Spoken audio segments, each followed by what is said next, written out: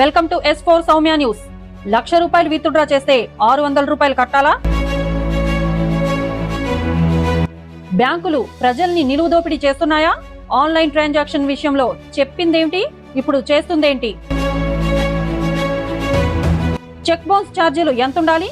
దానికి కూడా జీఎస్టీనా మళ్ళీ? Debit card annual charges, minimum balance ఛార్జెస్ల సంగతేంటి? సేవింగ్స్ అకౌంట్స్ లో ఇంట్రెస్ట్ రేటు ఎంత ఉంది? క్యాష్ హ్యాండిలింగ్ ఛార్జెస్ పేరుతో ఎంతలా దోచుకుంటున్నారు? అసలు ఈ బ్యాంకుల వలన ప్రజలకు లాభమా నష్టమా? ఇక సబ్జెక్ట్ లోకి వెళితే, భారతదేశంలోని బ్యాంకులు, ముఖ్యంగా ప్రైవేట్ బ్యాంకులు సామాన్య ప్రజలను పీల్చి పిప్పి చేస్తున్నాయి. ఏటీఎం ఛార్జెస్, చెక్ బౌన్స్ ఛార్జీలు, minimum balance charges, RTGS charges, IMPS charges, cash handling charges, stationery charges, cash withdraw charges, ATM withdraw charges, ఇలా రకరకాల పేర్లతో సామాన్యుల నెత్తిన బండలు మోపుతున్నాయి. వాస్తవానికి దేశంలోని ప్రతి ఒక్కరికి బ్యాంక్ అకౌంట్ అనేది ఒకటి ఉండాలి. దానివల్ల దేశంలోని అవినీతిని నిర్మూలించవచ్చు, బ్లాక్ మనీని అరికట్టవచ్చు అని ప్రభుత్వం పదే పదే చెప్పి దేశంలోని ప్రతి ఒక్కరి చేత బ్యాంక్ అకౌంట్స్ అనేది ఓపెన్ చేయించారు. ఈ రోజు భారతదేశంలో 18 సంవత్సరాలు నిండిన ప్రతి ఒక్కరూ బ్యాంక్ అకౌంట్ కలిగి ఉన్నారు.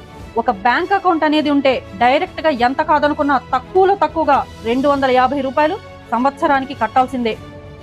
అవి ఏటీఎం విత్డ్రా ఛార్జెస్ కావచ్చు, డెబిట్ కార్డ్ యాన్యువల్ ఫీ కావచ్చు. ఈ రెండు దాదాపు ప్రతి అకౌంట్ హోల్డరు కట్టాల్సిందే. మన దేశంలో వివిధ బ్యాంకుల్లో దాదాపుగా 100 కోట్ల అకౌంట్స్ ఉన్నాయి. అకౌంట్కి ₹250 చొప్పున సంవత్సరానికి 25,000 కోట్ల రూపాయలు సామాన్య ప్రజల నుంచి దోచుకుంటున్నారు. ఇవి కాక చెక్ బౌన్స్ ఛార్జీలు 250 నుంచి మొదలుకొని ₹750 వరకు ఉన్నాయి. మినిమం బ్యాలెన్స్ ఛార్జీలు చెప్పలేం. మన దేశంలో ఒక రోజుకి తక్కువలో తక్కువ 1,00,000 చెక్ బౌన్స్ అవుతూనే ఉంటాయి. అంటే దాదాపుగా 25 కోట్లు.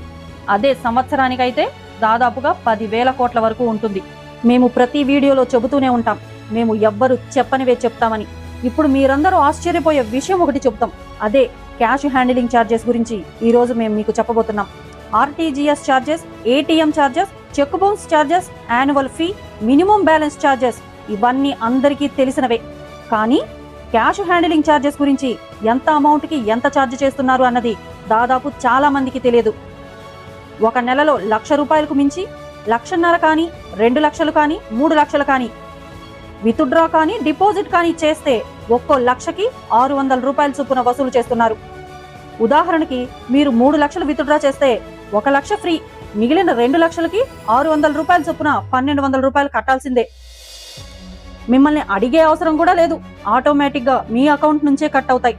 ఇది ఎంత ఘోరం అంటే దీని గురించి అకౌంట్ హోల్డర్లకి 1000 మందిలో ఒక్కరికి కూడా తెలియదు. అమౌంట్ విత్డ్రా చేసిన వెంటనే కట్ అయినా మనకు తెలుస్తుంది, కానీ వెంటనే కట్ అవ్వకుండా ఎప్పుడో మనం విత్డ్రా చేశామని మర్చిపోయిన కొన్ని రోజులకి కట్ అవుతుంది. ఇది సామాన్య ప్రజలకు ఎవ్వరికీ తెలీదు. ఎందుకు కట్ అయ్యాయి అని కూడా అర్థం కాదు. దీని గురించి బ్యాంకు సిబ్బంది అందరికీ తెలుసు. ఈ ఛార్జెస్ విషయంలో ప్రభుత్వ బ్యాంకులు కొద్దిగా అటు ఇటుగా ఉన్నా ప్రైవేటు బ్యాంకులు మాత్రం ముక్కు పిండి వసూలు చేస్తున్నారు.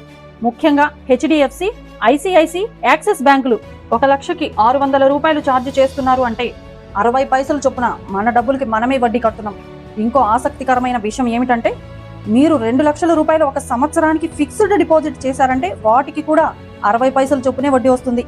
మరలా అది మెచ్యూర్ అయిన తర్వాత అమౌంట్ను క్యాష్ రూపంలో తీసుకోవాలనుకుంటే దానికి కూడా లక్షకి ₹600 ఛార్జ్ చేస్తారు. అంటే 12 నెలలకు గాను మీకు 11 నెలల వడ్డీ మాత్రమే వస్తుంది. ఇది ఎంత భారీ మోసమో ఒకసారి ఆలోచించండి. ఈ రోజుల్లో ఒక చిన్న సన్నకారు రైతు కూడా సంవత్సరానికి ఒక్కసారైనా 2 లక్షలు విత్డ్రా చేస్తాడు. అవి పంట డబ్బులు కావచ్చు, లోన్లు తీసుకున్న డబ్బులు కావచ్చు. అప్పుడు కూడా ఆ రైతు ఛార్జెస్ కట్టాల్సిందే. అకౌంట్ స్టేట్మెంట్ అడిగితే దానికి కూడా స్టేషనరీ ఛార్జెస్ ₹20 నుంచి ₹50 వరకు చెల్లించవలసి ఉంటుంది. జనరల్ గా మనం బయట అవసరమై ఏదైనా జిరాక్స్ తీసుకుంటే ₹2, ₹2 లేదా ₹5 ఛార్జ్ చేస్తారు. కానీ బ్యాంకులో మాత్రం ₹20 నుంచి ₹50 తీసుకుంటారు. ఇది ఇంకొక రకమైన దోపిడీ. ఇప్పుడు ఇంకొక గమ్మత్తైన విషయం చెప్తాం చూడండి. Minimum balance charges penalty 5 to 7%. అంటే ₹1,000కి మినిమం బ్యాలెన్స్ అకౌంట్ కి ₹70 ఛార్జ్ చేస్తారు. అదే ₹1,000 మనం మెయింటైన్ చేస్తే మనకు 25 రూపాయలు వడ్డీ రూపంలో ఇస్తారు, అంటే 2.5% అన్నమాట. మన దగ్గర వసూలు చేస్తేనేమో 7% అయితే మనకు వడ్డీ రూపంలో ఇచ్చేది 2.5% అన్నమాట. అసలు మనం బ్యాంకుల్లో అకౌంట్ ఎందుకు ఓపెన్ చేయాలి? అవినీతిని అణిచివేస్తామని చెప్పి నోట్లు రద్దు చేసి బ్యాంకుల్లో ఖాతాలు తెరిపించిన ఈ రాజకీయ నాయకులు ఎవరిని ఉద్ధరించడానికి? ఇలా బ్యాంకులలో అకౌంట్స్ ఉండడం వలన ప్రజలకు మేలా, బ్యాంకులకు మేలా, లేదా బడాబాబులకి మేలా? మనం గోల్డ్ లోన్ తీసుకొని డబ్బులు వేరే అకౌంట్ కి ట్రాన్స్ఫర్ చేయాలన్నా కూడా ఆర్టీజీఎస్ ఛార్జీలు లక్షకి 50 రూపాయల చొప్పున వసూలు చేస్తారు. సరేలే అని నెట్ బ్యాంకింగ్, మొబైల్ బ్యాంకింగ్ ద్వారా ట్రాన్స్ఫర్ చేద్దామని అనుకుంటే సైబర్ నేరగాళ్లు కొంచెం ఉండనే ఉన్నారు. ఇప్పుడు చెప్పండి, మన డబ్బులకి భద్రత ఎక్కడుంది? డబ్బులు వేయాలన్నా ఛార్జెస్, తీయాలన్నా ఛార్జెస్, అసలుకి బ్యాంకులో అకౌంట్ ఉన్నా ఛార్జెసే. ఈ విధంగా బ్యాంకులు అనేవి సంవత్సరానికి కొన్ని లక్షల కోట్లు సామాన్యుల నుంచి పిండుతూనే ఉన్నాయి. శవాల మీద పేలాలు వేరుకున్నట్లు ఈ బ్యాంకు ఛార్జెస్ మీద 18% జీఎస్టీ గవర్నమెంట్ వసూలు చేస్తుంది. ఆ జీఎస్టీ తీసేసినా కూడా ప్రజల మీద కొంతైనా భారం తగ్గుతుంది కదా. దోచుకున్న వారికి దోచుకున్నంత. మేము ఈ వీడియోలో చెప్పిన మొత్తం అక్షర సత్యం. మీకు ఎలాంటి అనుమానాలున్నా మీ బ్యాంకులను అడిగి తెలుసుకోండి. ఇంత జరుగుతూ ఉంటే ఏ రాజకీయ నాయకుడికి పట్టదు. పైగా అవినీతిని నిర్మూలించడానికి డిజిటల్ ఇండియా కావాలి. అందుకే చాలా మంది ప్రజలు మన భారతదేశంలో ఉండటానికి ఇష్టపడడం లేదు. వేరే దేశాలు వెళ్ళటానికి వీసాలకు ఎగబడుతున్నారు. పౌరసత్వాన్ని కూడా రద్దు చేసుకుంటున్నారు. దీని గురించి మన నెక్స్ట్ ఎపిసోడ్ లో మాట్లాడుకుందాం. Thanks for watching S4 Soumya news. Please subscribe our channel.